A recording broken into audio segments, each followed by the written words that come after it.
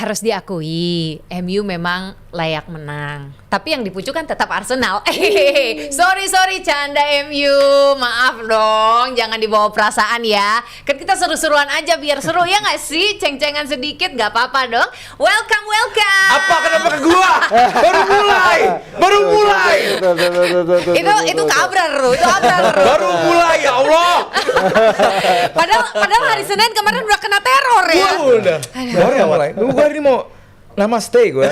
Gimana di sehat? Aman? Oh sehat. Oh, wow. Sehat. Ini udah berapa hari berlalu di masih tetap masih ya ini yang gue harapkan. Seru kan? Ini yang gue harapkan. All good. All good lah. All Pastinya good. kita bersama dengan geng ceria kita, DPI Rabu, rame bukan kaleng-kaleng. Welcome buat semuanya JM Team. Kita hadir lagi di Dewan Pundit Indonesia. Ampun sampai belibet ya. Kenapa sih Evelyn gue di tengah hari ini duduknya? Coba tanya Abran. Kenapa sih gue di Emang sengaja tuh center of attention. hujatan ya Iya, kayaknya. perannya Maaf deh. sentral malam Perannya ini. sentral. Kita warna-warni hari ini. Hai, beda. ya itulah dia yang tadi baru saja kita perkenalkan, Aldi Babasiar yang paling terkena efeknya dari semua ini ya kan, Arsenal yang dikalahkan di kandang dari MU. Iya. Dan Kalau gue sedikit sebelum gue lagi berduka karena orang yang mengenalkan gue kepada JM Team, saudara gue juga Don Badres, baru kehilangan ibunya. Jadi malam nanti gue akan langsung ke Solo untuk ke rumahnya juga. wah, turut berduka cita. Ya kehilangan besar lah. Turut berduka Ya, cita. oke deh. Jadi hawanya jadi Oh ya sedih sorry. deh ini. tapi dia fans Juve, jadi lagi seneng pasti karena bisa ngalahin Napoli. Oke boleh. siap. Jadi moodnya balik lagi ya. Iya. Dan pastinya di sebelah Evelyn yang juga hidupnya tidak begitu tenang-tenang banget juga sih melihat Liverpool yang sekarang juga makin aneh ini dia. Au lu. Rizal Lu Pahlevi. tawain. Tim lu. Dan ini dia juga yang sudah menjadi saksi hidup Kurzawa diperkenalkan di tanah Pasundan. Saksi Virsi hidup. Idri. Halo. Wah, luar biasa. Hari ini ada yang beda nih kayaknya rambut-rambutnya nih pada. Udah lama nggak potong ini sebenarnya. Kenapa? Iya. Udah lama nggak potong. Oh, udah ini. nggak potong. Ini baru potong. Baru ya? Nggak, lebih ke kita mau buang sial aja Jal ya. Lepas kemarin dulu udah lepas Iya. udah. Ya udah potong rambut juga deh Evelyn nanti dah. Oke deh, langsung saja kita buka ya. Yang pertama nih yang lagi hangat-hangatnya, kita masuk ke bahasan pertama. Evelyn ingin mewakili dulu untuk JM Team semuanya memberikan selamat. Ayo pada komentar yuk, bilang selamat kita ucapkan untuk kemenangan perdana Timnas Futsal Indonesia di ajang AFC Futsal ASEAN Cup. Wih. Korsel dibantai 5-0. Respect nih bos, keren. Keren banget. Oke, langsung aja kita bahas kali ya yang udah tegang-tegang banget, yang kita udah ngomongin tentang Indonesia tuh pasti langsung akan kita teringat mengenai dengan dua pesaing juara Super League kita, Persib dan juga Persija, yang mereka sudah mengadakan transfer gila dan kemudian mereka ini juga sudah membawa pemain timnas Indonesia pulang kampung ceritanya ya kan. Satu nama yang sudah tersebut dan akan terus tersebut ke depannya kayaknya ya, Kurzawa. Ini beneran ke Persib ya. Segini mempersiapkannya ya Persib untuk, berarti apa nih targetnya juara dong? Ya udah pasti tripit ya. Mereka kan mengejar 3 kali gelar juara dengan komposisi pemain yang ada mereka. Emang sebenarnya kemarin di GBLA kan kita tahu sih sebenarnya Kurzawa akan diperkenalkan ya, ada teman-teman media dan kita yang datang juga tahu untuk stay di, karena Persib kan juga udah ngumumin ya stay tetap di tempat duduk setelah pertandingan, nanti akan ada pengumuman. Yang mengejutkan sebenarnya ada 2 Wilujeng Sumping kemarin itu, Kurzawa dan kemudian Dion Marks ya. Sayangnya memang Dion nggak bisa ada di sana. Mungkin lebih gelar lagi kalau emang si Dion ada di sana. Tapi dengan kemarin pun ya akhirnya kan pertandingan sempat berlangsung alot ya, alot banget di GBLA. Fans juga pada satu tahap mereka juga pada nggak sabaran nih kenapa nggak gol-gol. Lagi-lagi masalah Persib dalam membongkar pertahanan low block itu juga jadi perhatian Bojan Odak setelah pertandingan. Terus kemudian ada kartu merah, terus gol dramatis. Jadi moodnya naik gitu, moodnya memuncak. Menit akhir dramatis gol sehingga datanglah ya momen itu. Habis itu setelah pertandingan para pemain keliling lapangan nyanyikan lagu Anthem Persib. Habis itu light show dikit. Nah habis itu keluarlah pemain yang janjikan, Layvin Kurzawa. Ini setelah ada Michael Essien dulu dan Carlton Cole ya 2017. Ini mungkin nama terbesar berikutnya. Pemain yang hanya 6 bulan lalu main di Boa Vista, main di Portugal 9 tahun bersama PSG, dan kemarin juga kolapos ya, PSG dan Persib Bandung untuk mengumumkan kedatangannya dari Paris ke Paris Ban Jawa. Dan ya sambutan luar biasa meriah, karena sebenarnya sepanjang pertandingan ya, adil atau nggak adil, tapi banyak fans yang ketika Persib menyerang tuh salah satu pemain yang, kalau di sekitar tempat saya duduk setidaknya ya, banyak yang bilang, banyak yang nyorotin penampilan Alfrenda Dewangga ya. Dewangga dianggap kurang maksimal pada laga kemarin, back kiri ya, dan pada mencak-mencak tuh, pada marah-marah. Nah mungkin ya dengan kehadiran Kurzawa menempati posisi itu, dia akan menambah pelapis ya, bahkan menambah ketebalan dan kualitas di lini belakang bagi Persib. Pemain yang bisa bermain di tengah juga, dan pemain yang bisa bermain di center midfield juga apabila diperlukan, kayak Putros kemarin, Frans Putros yang bisa bermain di kiri tapi dia banyak operate di center. Itu juga menarik perhatian pada laga kemarin. Tapi kembalinya Federico Barba itu, di beberapa mention tweet gua tuh ada yang bilang bahwa kembalinya Barba ke line up itu sama pentingnya dengan kehadiran Kurzawa. Jadi emang ini adalah dua kedatangan penting ya bagi skuad Persib Bandung dalam upaya mengejar tripitnya mereka. Iya, Juara tuh tapi- ya, juara ya, bisa Banget. Amin ya. Tapi terlepas dari CV yang mentereng yang tadi Virsi sudah sampaikan gitu, Evelyn Ya. mau ke Aldi dulu nih. Oh, Track siap. record Kurzawa yang sempat cedera ini sebenarnya akan mengganggu atau enggak sih? Dan gimana kalau sampai akhirnya bisa bertemu juga dengan CR7 nanti nih? Iya, Jelasin. tentu kedatangan ini tadi kan dijelaskan bahwa Kurzawa sama Virzi dibilang bahwa untuk menambah kualitas khususnya di back kiri gitu. Karena gak cuma di Super League, mereka juga bertanding di region Asia gitu ya, dimana kalau secara bagan bisa, bukan nggak mungkin ketemu Al Nassr kalau Al Nassrnya juga menang. Iya. Jadi ya tentu nggak cuma menambal tapi juga meningkatkan kualitas di setiap posisi, dan salah satunya adalah Kurzawa ini meskipun dikontrak jangka pendek tapi memang biasanya kalau orang ngontrak jangka pendek tuh punya sebuah urgensi, punya sebuah target yang bisa diraih tapi nggak mau dilepas nih gitu, achievable, cuman kita mempersiapkan lebih gitu. Itu yang mungkin dilakukan oleh Persib gitu ya, dengan datangnya Dion Marks juga, terus juga Kurzawa di kiri, kembalinya pemain lain juga, artinya bahwa ini sedang dipersiapkan. Nggak gampang bermain di dua kompetisi berbeda, dan lo dituntut untuk punya kualitas yang sama baiknya dan juga ketahanan squad yang sama baiknya. Ini yang coba dilakukan oleh Pak Umu masih kan ya ininya? Iya, Mas. Benar, mesti Pak Umu untuk mempersiapkan tim ini untuk semaksimal mungkin. Jadi ya buat gua pembelian atau kedatangan yang luar biasa sih. Kurzawa, bos. Ayo. Lu timnas kan dia? Timnas 13 kali main buat timnas Prancis. Yang menarik emang Kurzawa itu kan 5 kali dia menangin Ligue A ya bersama PSG. 3 diantaranya tuh datang secara beruntun 2017 sampai 2020. Jadi dia bisa mengulangi pencapaian sama juara 3 kali bersama tim warna biru di nanti. Betul. Weh, Oke. kelas biru PSG, biru Prancis, biru Persib. Biru Persib. Makin ini mah Makin jadi cocok. hat-trick lagi caranya. Tapi kan ada Hat-trick lagi. saingan beratnya juga nih, ada Persija nih di tengah isu-isunya Ivar Jenner gitu ya, berita-berita. Ternyata si Sen yang datang duluan nih.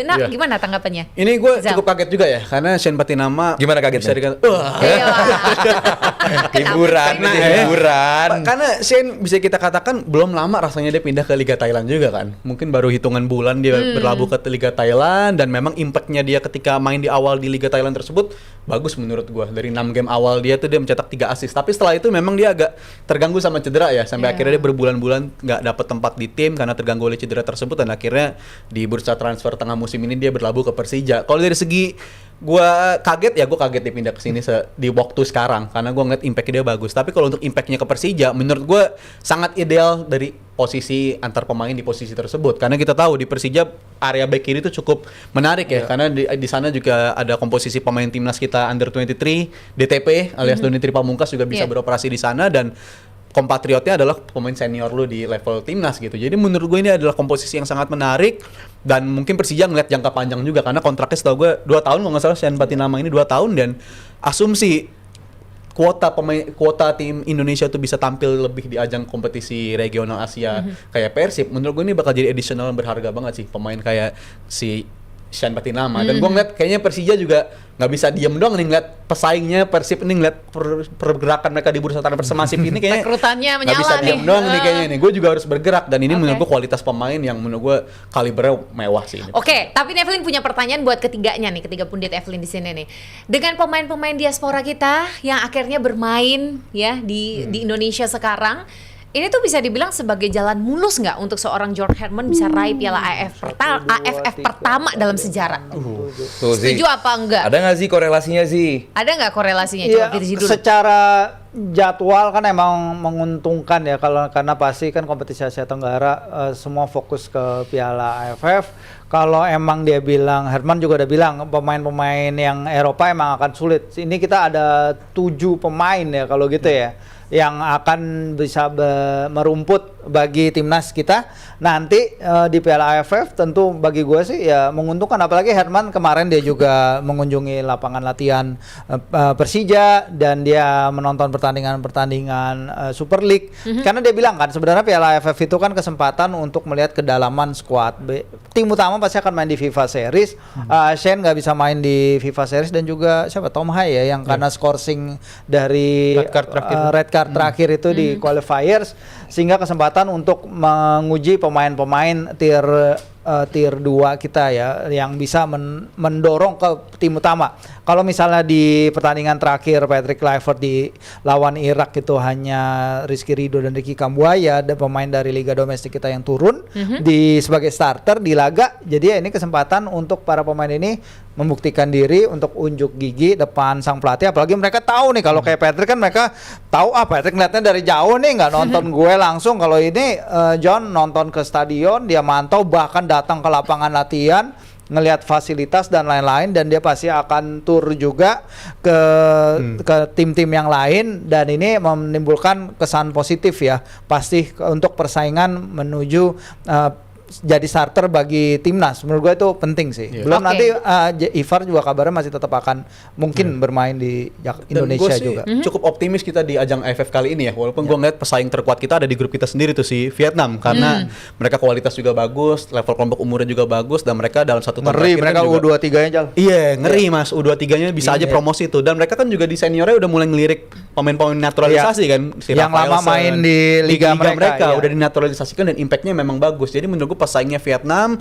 ada di grup kita sendiri, tapi gue cukup optimis untuk AFF tahun ini. Karena Bisa ya. untuk kita, gue selalu ngerasa gini ya, untuk kita bisa ngelangkah lebih jauh, AFF ini kan bagaikan hantu bagi gue nih. Bagi kita semua lah rasanya. Untuk kita ngelangkah lebih jauh, kita harus ngatasin hantu yang kita takutin di masa kecil kita Ketakutan dulu. sendiri ya. Iya, hantu di masa lalu kita harus kita laluin Betul. dulu. Kalau kita udah ngelewatin ini, kita akhirnya bisa ngelangkah lebih take off lah ibaratnya. Tapi lawan dulu hantu kita nih AFF ini. Jadi menurut gue tahun ini tahun ideal untuk bisa menang lawan hantu yang paling kita takutin dari dulu nih. Menurut Mental nih bos. Oke lah. Betul. Tapi sebenarnya terlepas dari pemain-pemain diaspora kita yang udah ke Indonesia, ada juga kok ya beberapa ya seperti Jay, Hapner, Emil, Marcelino, terus ada Kevin Dix juga yang masih main di Eropa, terus ada Asnawi, Arhan juga yang masih main di liga terbaik Asia Tenggara ya, Thailand. Yep. Nah, ditambah lagi nih satu nih luar biasa nih, Martin Pas yang akan bergabung ke Ajax, timnya Liga Champion nih bos. Gimana? Dari Aldi dulu nih. Ini momentum besarkah untuk seorang Pas ini membuktikan kualitasnya di tengah krisis kiper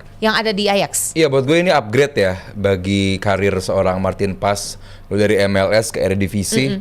Meskipun sekarang Ajax juga lagi bukan kondisi terbaiknya di Eredivisie, cuman dengan lo join tim sebesar Ajax, tentu ini akan menjadi catatan tersendiri. Lu dituntut untuk bermain dan punya level yang jauh lebih besar, jauh lebih bagus dibandingkan zaman lu di MLS.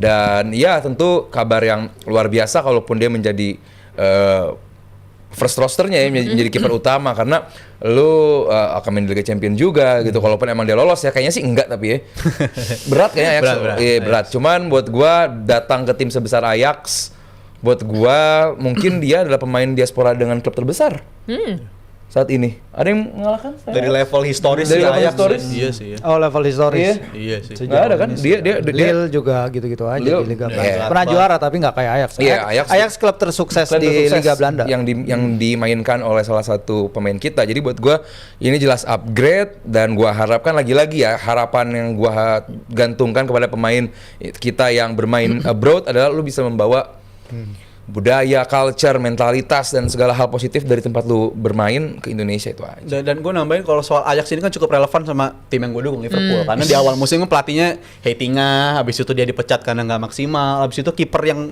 jadi kiper utamanya di musim ini pun pinjaman dari Liverpool, Yaros, pinjaman kan. Karena statusnya pinjaman dan menurut gue Yaros ada kemungkinan musim depan mungkin balik abis itu dijual lagi, jadi ada peluang untuk Martin Paes ini bisa mengisi di posisi penjaga gawang di tim Ajax ini karena gap usia kiper mereka tuh jomplang banget loh. Yaros usianya 24 tahun which is untuk kiper tuh muda banget, sedangkan pelapis ya usianya 42 tahun. Jadi untuk komposisi kiper menurut gue nggak ideal tuh. Kiper terlalu jomplang kayak begitu. Jadi ini menyisakan ruang untuk Paes menurut gue cukup ideal kepindahannya ke tim kayak Ajax, dan usia dia juga usia prime menurut gue si Martin Paes ini. Jadi pindah ke Ajax adalah menurut gue pindah yang cukup menarik bagi dia. Bahkan ada campur tangan dari Jordi Cruyff juga. Jadi menunggu kepindahan yang gue nantikan, dan bukan nggak mungkin kita bisa ngeliat dia secara reguler tampil untuk Ajax di musim-musim yang akan datang. Mungkin kalau separuh musim Yaros masih akan jadi pengisi di posisi tersebut, tapi di musim yang akan datang ketika Yaros nggak dipermanenkan, gue bisa ngeliat dia akan mengisi posisi penjaga gawang di Ajax. Jadi kompetitornya Martin Paes kiper Liverpool. Kalau gue bilang sih Martin Paes. si Paes itu punya 6 bulan ini ya untuk buktiin bahwa dia at least bisa jadi kiper andalan, karena si Yaro sendiri juga nggak bagus nih penampilannya, dalam artian bahwa dia sering banget dapat kritik dari media Belanda juga. Penampilannya nggak konsisten, hanya 5 clean sheet kalau nggak salah dari 16 laga, dan si Paes sendiri sebenarnya juga jadi sorotan ya sebenarnya, karena di bersama FC Dallas tuh dia nggak dalam penampilan terbaik ya. Ini juga dia perlu perubahan suasana juga, karena kalau lihat datanya save percentage dia dalam 3 musim terakhir tuh turun terus ya, dari 76%, habis itu 71%, habis itu 64% musim ini, dari jumlah tembakan yang kurang lebih sama. Jadi kalau dia dibeli ini seharga 1 juta euro, terus kemudian dapat tanda tangan kontrak 3,5 tahun, sebenarnya dia punya kesempatan nih untuk buktiin. Ya udah, Ajax ini kayaknya akan beli kiper lagi pada summer nih, karena si kiper satu lagi si Jory Herkens masih 19 tahun tuh kemungkinan besar juga akan dipindahkan. Ya tadi Yaros juga akan cabut, Pasveer akan pensiun pada akhir musim. Nah, sekarang akhirnya akan dilihat apakah target Ajax pada musim panas, akankah Jordi Cruyff membidik kiper utama untuk sehingga si Paes akan jadi pelapis, ataukah dia akan jadi starter. Nah, ini yang akan kita menarik lihat ke depannya, tapi campur tangan Cruyff di sini nggak terhindarkan sih. Dan walaupun dia baru akan resmi kerja itu pada bursa transfer musim panas, karena ini secara officially masih Alex Kroes yang jadi director of sportnya Ajax. Ya, terlepas dari apapun itu, setidaknya sudah ada presentasi yang cukup besar juga ya untuk seorang Martin Paes bisa berkontribusi besar di sana di Ajax. Oke, dan